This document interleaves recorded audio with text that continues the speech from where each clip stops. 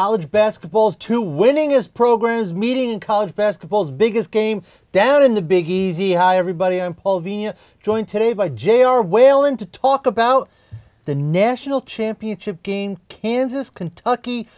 This is a marquee matchup, isn't it, J.R.? All that bracket talk the last couple of weeks comes down to one game. Right. And you're right about these two teams, the winningest programs in college basketball history. These are two of the most storied programs in all the land. I mean, there is a huge, rich history between these teams and a huge alumni base also.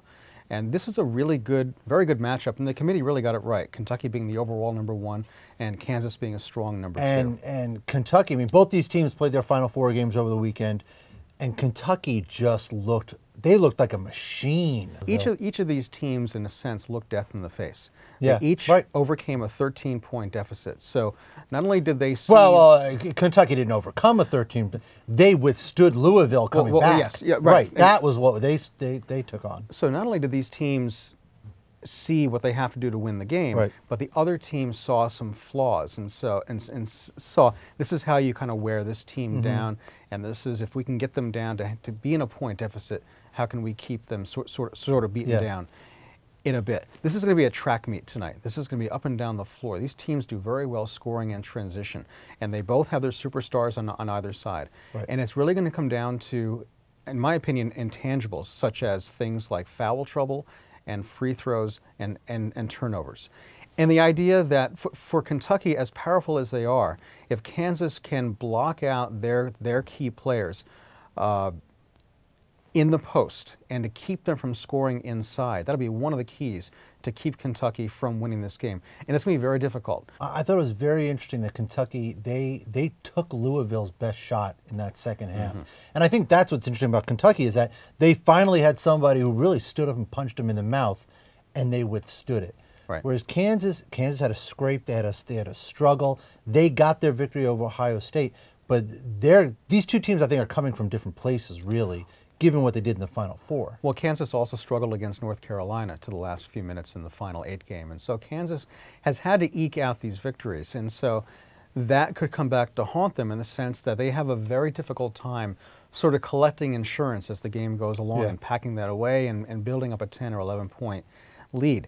If they can get players on Kentucky in foul trouble, then those players, for example, let's say Anthony Davis, may have to sit on the bench for a duration of the game. That would be I doubt gigantic. That's going to happen, but it does. It does happen. I mean, you'll see a lot of nerves come out also. This is also, besides a marquee matchup of these programs and these teams, this is a marquee coaching matchup, isn't it? I mean, this is Bill Self and John Calipari back in the national championship game. 4 years ago, everybody knows Bill Self bested Calipari. Does that get reversed this time? I think so. Yeah. I would be very surprised if Kentucky does not win this game.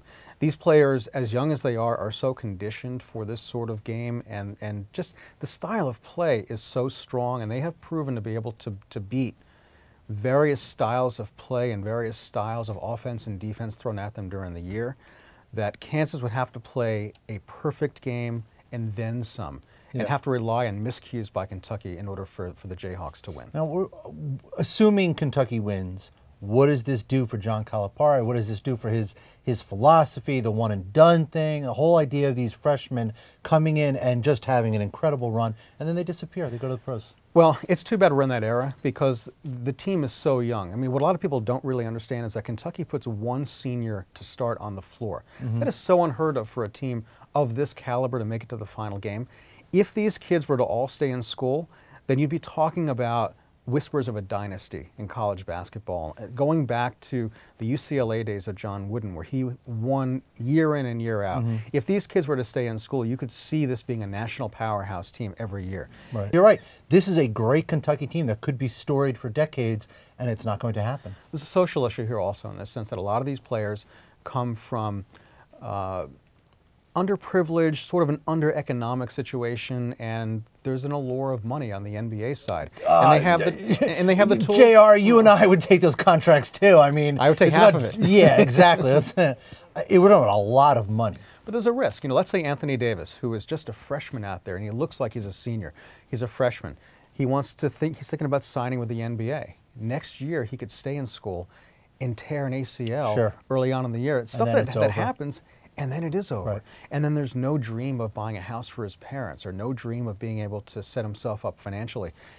And that is a big risk. And so there's a lot of balancing. And for an 18-year-old kid to have to face that, that's a very, very daunting decision to make. Actually, I think it's probably an easy decision, which is why he's going to go pro. Anyhow, JR, thank you very much, everyone. I hope you enjoyed watching our shows this entire month, March Madness. It's been a lot of fun. Have a good day.